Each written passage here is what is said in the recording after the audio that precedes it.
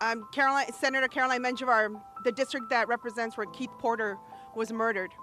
I'm reminded as we come out of this weekend of remembering the legacy of Dr. Martin Luther King Jr., a quote he said, "Somewhere I read that the greatness of America is the right to protest for rights." And what was Renee Good doing? I resonated with her. I turned 37 years old. Her life ended at 37. I heard her wife cry out, "That's my wife." And I thought about my wife, because I would do the same thing that Renee Good did. I've done the same thing that Renee Good did.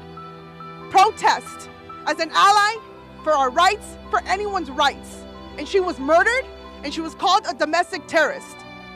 Do you know who is still alive today? Dylan Roof, who murdered Black Americans in a church and is still breathing today and was not called a domestic terrorist. You know who else is breathing today?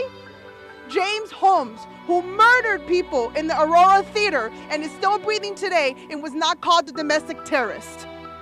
We need to look at who we're calling the domestic terrorist, because Renee Good was not a domestic terrorist. She was an American citizen doing her American right to protest against the mass murderers in the United States. And we don't just want them out of California.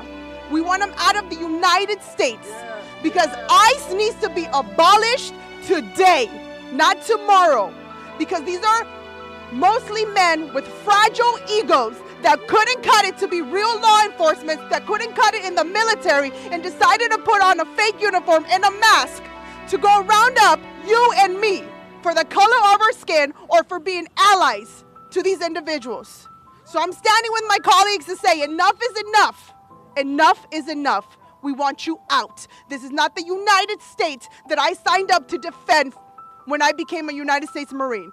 This is not the United States I want to see for my kids or for the future. Now! ICE out! Now!